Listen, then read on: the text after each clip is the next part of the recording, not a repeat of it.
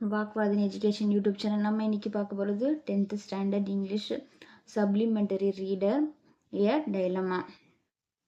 இந்த ஸ்டோரி வந்து யார் எழுதியிருக்காங்க பார்த்தீங்கன்னா சிலாஸ் வியர் மிச்சல் வந்து எழுதியிருக்காங்க.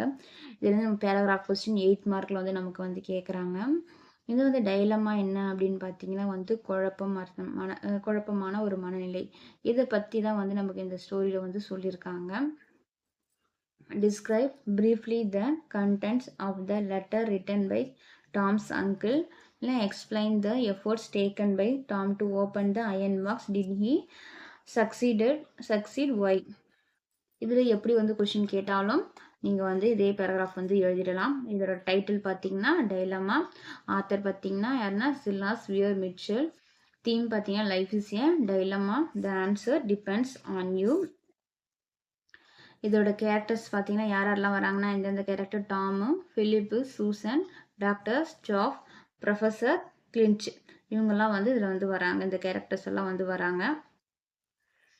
அதாவது நம்மளோட மனநிலை இதோட தீமே பார்த்தீங்கன்னா வந்து நம்ம லைஃப்பும் வந்து இந்த மாதிரி தான் வந்து ஒரு டைலமா மாதிரி தான் வந்து இருக்குது. அதுக்கான ஆன்சர் பார்த்தீங்கன்னா ஒருத்தருக்கும் ஒருத்தரையும் இண்டிவிஜுவலாக வந்து சார்ந்தது அப்படின்னு வந்து சொல்கிறாங்க.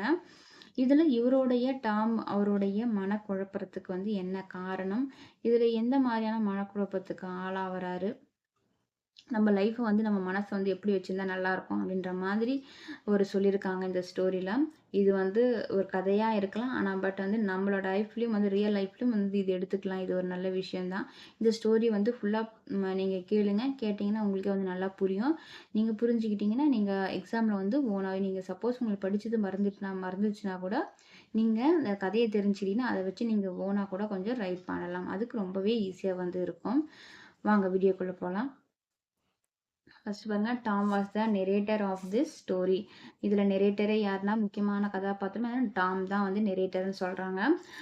Philip was a rich bachelor skilled mechanical engineer and a cunning uncle of Tom. Philip என்றவர் யாருன்னு பார்த்தீங்கன்னா டாம் இருக்கார் பார்த்தீங்கன்னா நெரேட்டர், இவருடைய அங்கிள் தான் வந்து பிலிப். பிலிப் எப்படிப்பட்டவர்னு பார்த்தீங்கன்னா வந்து ரிச், ரொம்ப பணக்காரனான பேச்சுலர். இவர் வந்து கல்யாணமே பண்ணாத இருக்கார். இவர் வந்து தனியாக கல்யாணம் பண்ணாமல் தனியாக வந்து இருக்காரு. ஸ்கில்டு மெக்கானிக்கல் இன்ஜினியர், ஒரு வந்து திறமையான ஒரு மெக்கானிக்கல் இன்ஜினியர் அப்படின்னு சொல்கிறாங்க. And a cunning uncle of Tom. And அதே சமயம் டாம் கிட்ட வந்து இவர் வந்து ரொம்ப கன்னிங்காக வந்து இருக்கிற ஒரு அங்கிள் அப்படின்னு வந்து சொல்கிறாங்க. And his death bed uncle called Tom repented for his wickedness and declared Tom as his only heir.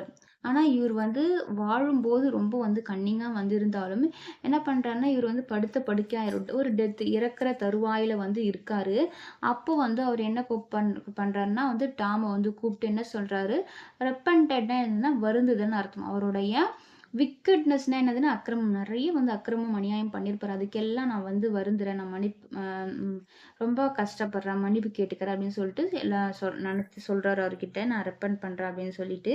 அதுக்கப்புறம் என்ன அறிவிக்கிறாருன்னா பார்த்தீங்கன்னா அவர் வந்து கல்யாணம் பண்ணலை, ஆனால் வந்து நிறைய சொத்து சேர்த்து வச்சிருக்காரு, ரிச்சாக இருக்காருன்றதுனால என்னுடைய வாரிசு நீதான் அப்படின்னு சொல்லிட்டு அறிவிக்கிறாரு. Tom as his only heir. என்னுடைய ஹேர்னா வந்து வாரிசுன்னு அர்த்தம். என்னுடைய வாரிசு டாம் தான். இதுக்கப்புறம் நான் இறந்த பிறகு அவன் தான் எல்லாமே அனுபவிக்கணுன்ற மாதிரி வந்து இந்த வாரிசு அப்படின்னு சொல்லிடுறாரு. He left Tom an iron box containing a large number of rubies, diamonds and pearls with its key and a letter. இவர் வந்து என்னென்னலாம் டாம் கிட்ட வந்து கொடுத்துட்றாருன்னு பார்த்தீங்கன்னா ஒரு அயன் பாக்ஸ், ஒரு இரும்பு பெட்டி வந்து கொடுக்குறாரு. அந்த லார்ஜ் நம்பர் ஆஃப், அதில் இரும்பு பெட்டியில் என்னென்ன இருக்குன்னா வந்து நிறைய நம்பர் ஆஃப் வந்து ரூபீஸ் இருக்குது, டைமண்டு அண்ட் வந்து பியூர் முத்துக்கள்லாம் வந்து இருக்குது. அதில் வந்து ஒரு கீயும் அண்டு ஒரு லெட்டரும் வந்து கொடுக்குறாரு, விட்டு போகிறாரு அவர்கிட்ட.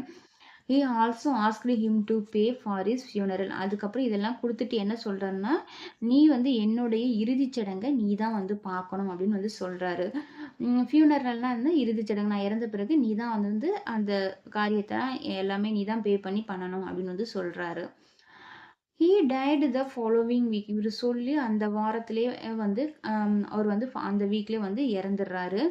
Tom spent all his savings on the funeral and become poorer than ever. Tom என்ன பண்ணுறாருன்னா பார்த்தீங்கன்னா, இவரு தான் இவ்வளோலாம் பணம், காசு வச்சு குடுத்துட்டு போயிருக்காருன்னு சொல்லிட்டு, இவரோட ஃபியூனரல வந்து நம்ம தான் பண்ணணும்னு சொல்லிட்டு போயிட்டாரு அப்படின்னு சொல்லிட்டு என்ன பண்ணுறாருன்னா, இவரு வந்து ரொம்ப ஒரு ஏழ்மையான மனுஷன் தான் டாம். ஆனா வந்து இவரோட சேவிங்ஸ் எல்லாமே என்ன பண்றாரு, சேர்த்து அவரோட ஃபியூனரல் இறுதிச் சடங்க ரொம்பவே நல்லாவே வந்து அவர் ஆசைப்பட்ட மாரி வந்து பண்ணிட்டாரு. பண்ணிட்ட பிறகு எப்படி இருக்காரு, முன்ன விட இப்ப ரொம்ப புவரா வந்து ரொம்ப ஏழ்மை நிலைக்கு வந்து ஆயிடுறாரு அவரு பண்ண பிறகு. அப்புறம் என்ன பண்றாருன்னா, Tom read the letter on the box. அவர் இறந்து எல்லா சடங்குகளும் முடிச்சிட்ட பிறகு, அவரு குடுத்துட்டு போனாரு பார்த்தீங்கன்னா, அந்த லெட்டர வந்து ரீட் பண்றாரு. Tom read the letter on the box. It stated that அதுல என்ன சொல்லியிருக்காங்க அந்த லெட்டர்ல அப்படின்னு பார்த்தீங்கன்னா, he stated the box contained sensitive dynamite. If he opened the box, it would explode. அதாவது என்ன சொல்றாங்கன்னா, அந்த பாக்ஸ் வந்து சென்சிட்டிவானது. அதுல வந்து ஒரு டைனமைட், அதாவது வெடிபொருள் வந்து இருக்கு. அதுல வந்து முத்து, பவளம் அது எல்லாமே இருந்தாலும், அது கூட வந்து ஆபத்தும் நிறைஞ்சிருக்கு. அதாவது வெடிபொருள், டைனமைட் வெடிபொருளும் வந்து இருக்கு அப்படின்னு வந்து சொல்றாங்க. அதுல சொல்லியிருக்கு. If he open the box, நீ வந்து அந்த பாக்ஸை வந்து ஓப்பன் பண்ணினா, இட் வுட், அது வந்து வெடிக்கும் அப்படின்னு வந்து சொல்றாரு. எக்ஸ்ப்ளோடுனா வந்து என்னதுன்னா வெடிக்கும் அப்படின்னு அர்த்தம். அதை ஓப்பன் பண்ணினா வெடிச்சிரும் அப்படின்னு வந்து சொல்லியிருக்கு அந்த லெட்டர்ல. Tom thought of all possible ways to open the box without being killed. He initially thought to explode the box at a safe distance but dropped the plan in the fear of scattering rubies. அதாவது Tom என்ன நினைக்கிறாருன்னா, எந்தெந்த வழியெல்லாம் பாசிபிளான வழி இருக்கோ அந்த வழியெல்லாம் வந்து இந்த பாக்ஸை வந்து எப்படியாச்சு ஓப்பன் பண்ணிடணும். அதாவது அந்த வெடிபொருள் வந்து வெடிக்காம அதில் இருக்கிற பியரில் நமக்கு கிடைக்கிற மாதிரி வந்து நம்ம அதை ஓப்பன் பண்ணணும். எந்தெந்த வேஸ்லாம் வந்து இருக்கோ அதெல்லாம் வந்து ட்ரை பண்ணுறாரு. பட் ஆனால் வந்து எதுவுமே வந்து அவரால் வந்து முடியல. பட் என்ன நினைக்கிறாருன்னா வந்து இனிஷியலாக வந்து அது வந்து explored box at safe distance, ஒரு சேஃபான ஒரு டிஸ்டன்ஸில் வச்சு அதை வந்து வெடிக்க வச்சு நம்ம எப்படியாச்சும் எடுத்துடலாம் அப்படின்னு நினைக்கிறாரு. இருந்தாலும் அவருக்கு வந்து பயமாக இருக்குது. சப்போஸ் அதில் இருக்கிற ரூபீஸ் எல்லாம் வந்து மொத்தமே ஸ்கேட்டர் ஆயிடுச்சுன்னா என்ன பண்ணுறது, அது எதுக்குமே யூஸ் இல்லாமல் போயிடுமே, அதுக்குன்னு வந்து அவருக்கு வந்து பயமாக இருக்குது. அதனால எதுவுமே பண்ணல அவர். The fear of keeping the box safe and thoughts of opening it almost dragged him to lose his mind.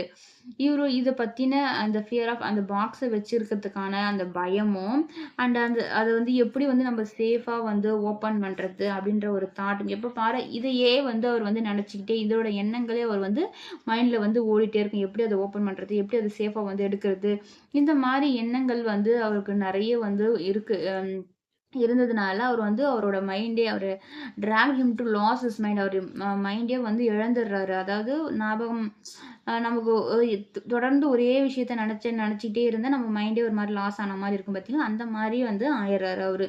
அதுக்கு ஆன பிறகு என்ன பண்ணுறாருன்னா, he consulted professor Clinch, doctor Shaff and father confessor about his dilemma. அப்புறம் யாருன்னா டாக்டரையும் வந்து பார்க்குறாரு.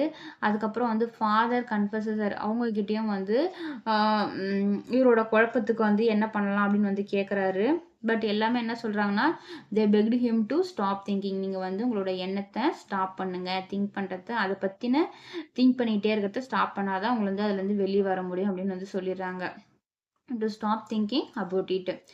Is engagement with Susan broke off. இவர் இந்த மாதிரி ஆனதுனால அவர் வந்து சூசன் கூட வந்து என்கேஜ்மெண்ட் பண்ணலாமான்னு இருப்பார். அவருடைய அவங்க லேடி லவ் அவங்களும் என்ன பண்ணுவாங்க, இவர் வந்து வேணான்னு வந்து விட்டுட்டு போயிடுவாங்க. அவங்க லவ்வும் இதனால வந்து போயிடுது. In despair, he even gave an advertisement in Science Journal. In despair, he even gave, இவர் வந்து என்ன பண்ணுறாருன்னா ஒரு அட்வர்டைஸ்மெண்ட் வந்து கொடுக்குறாரு இன் சயின்ஸ் ஜேர்னலுக்கு. It turned into a negative outcome, that is landlady swept him off. அதாவது இதை பற்றின அட்வர்டைஸ்மெண்ட் அவர் வந்து சயின்ஸ் ஜேர்னலில் வந்து கொடுக்குறாரு. இதை இந்த இதில அந்த பாக்ஸ பத்தியும், அதில இருக்கிற விஷயத்த பத்தியும், டைனமைட் இருக்கிறத பத்தியும் வந்து ஒரு அட்வைஸ்மென்ட் குடுத்தா, அது எப்படியாச்சும் அவங்க வந்து அத எடுத்துருவாங்க அப்படின்றதுக்காக வந்து குடுக்குறாங்க. பட் ஆனா வந்து இவருக்கே அது வந்து நெகட்டிவான ஒரு அவுட்கம்மா வந்து வந்துரும். அந்த இவரு வந்து என்னன்னா, இவரு வந்து ஒரு வீட்ல வந்து ரெண்ட் இருப்பார் பார்த்தீங்களா, அந்த லேண்ட்லேடினா அந்த வீட்டோட உரிமையாளர் என்ன பண்ணுவாங்கன்னா, இவரு வந்து அந்த வீட்ட வந்து காலி பண்ண வந்து சொல்லிடுவாங்க.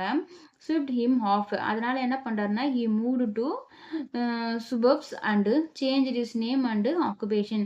அம் இவரு அங்கருந்து அனுப்பிச்சதுனால இவரு என்ன பண்ணுவாருன்னா, வேற அந்த ஊர்லேருந்து ஒரு புறநகர் பகுதிக்கு வந்து சுபர்ப்ஸ்னா வந்து வேற புறநகர், வேற ஏரியாவுக்கு வந்து போயிறாரு. அண்ட் அவரோட நேமையும், அவருடைய வேலையும் எல்லாத்தையுமே வந்து அவர் வந்து சேஞ்ச் வந்து பண்ணிக்கிறாரு. At last, Tom made a will and left the iron box to the Society for the Preservation of Human Vivisection. கடைசியா என்ன பண்றாருன்னா வந்து, டாம் வந்து அந்த அயர்ன் பாக்ஸ வந்து குடுத்துடுறாரு. யாருக்கு குடுக்குறாருன்னா வந்து, சொசைட்டிக்கு வந்து குடுத்துடுறாரு. அதாவது ஹியூமன் விவிசெக்ஷன்னா வந்து மனித அறுவை சிகிச்சை ஆராய்ச்சி பண்றவங்களுக்கு வந்து குடுத்துடுறாரு. அந்த பாக்ஸ வந்து அவங்களுக்கு குடுத்துடுறாரு. குடுத்த பிறகு தான் அவர் வந்து he was relieved only when he left the box. எப்ப ரிலீவ் ஆகுறார்ன்னா, அந்த பாக்ஸ வந்து அவங்க கிட்ட குடுத்த பிறகு தான் ஹியூமன் விவிசெக்ஷனுக்கு குடுத்த பிறகு தான் அவர் வந்து ரொம்ப ரிலீஃப் ஆவறாரு. அவர் மைண்டும் வந்து ரிலாக்ஸ் ஆகுதுன்னு சொல்றாங்க.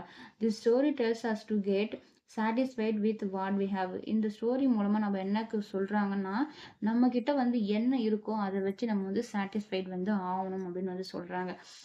இவர்கிட்ட இருந்த விஷயங்கள வச்சுட்டு இவரு அத வேலை செஞ்சுட்டு இருந்தாவே, இவரு வந்து நல்லா இருந்திருப்பாரு. அவங்களோட லவ்வும் பிரிஞ்சு போயிருக்க மாட்டாங்க. அவர் வந்து நிம்மதியா வந்து வாழ்ந்தும் இருந்திருப்பாரு அதே ஊர்ல. இவர் வந்து அந்த அ வைரத்திற்கும், அந்த வசதியான வாழ்க்கைக்கும் ஆசைப்பட்டுக்கிட்டு, அந்த பெட்டி அயர்ன் பாக்ஸ் வாங்குனதுனால தான், இவருக்கு வந்து இவ்ளோ ஒரு பிரச்சனையில போய் வந்து மாட்டிக்கிட்டாரு. அதுக்கு ஆசைப்பட்டு போனதுனால தான். ஆனா வந்து இவரு இருக்கிறத வச்சுக்கிட்டு, இவரு வந்து நிம்மதியா இருந்திருந்தாருன்னா, இவ்ளோ பெரிய பிரச்சனை வந்திருக்காது. அதே போல தான் நாமும் வந்து என்ன நம்மகிட்ட இருக்கோ, அத வச்சு சாட்டிஸ்ஃபைடா வந்து வாழணும். இல்லாததுக்கு ஆசைப்பட்டு அத தேடி வந்து போனா, நம்மளும் இந்த மாரி வந்து ஒரு குழப்பத்துக்கு ஆளாகி, கடைசியில வந்து அமைதிய தேடி வந்து அலையிற வந்து சூழ்நிலை வந்து ஏற்படும். அதனால எப்பவுமே இருக்கிறத வச்சு சந்தோஷமா வாழுங்க. இதுதான் இந்த ஸ்டோரியில வந்து சொல்லியிருக்காங்க நமக்கு. இதோட மாரல் பார்த்தீங்கன்னா, "in a dilemma choose the answer which gives peace to you." நம்ம இந்த டயலமா மூலமா சூஸ் த ஆன்சர் என்ன ஆன்சர் குடுக்குதுன்னா, நமக்கு பீஸ், நமக்கு வந்து ஒரு அமைதிய வந்து குடுக்குது. குழப்பம் வந்த பிறகு தான் நமக்கு அமைதிய தேடி வந்து போறோம் அப்படின்ற மாரி வந்து சொல்றாங்க. இதுதான் வந்து இந்த ஸ்டோரி. இது புரிஞ்சிருக்கும்னு நெனைக்கிறேன். இந்த கதை வந்து பிடிச்சிரு ஒரு நல்லா 2, 3 தடவ ரீட் பண்ணி நீங்களே வந்து பாருங்க. நல்லா வந்து புரியும். புரிஞ்சிச்சுன்னா நீங்க ஓனா கூட வந்து எழுதலாம். இந்த வீடியோ வந்து பிடிச்சிருந்தா லைக் பண்ணுங்க, ஷேர் பண்ணுங்க, சப்ஸ்கிரைப் பண்ணுங்க. நன்றி.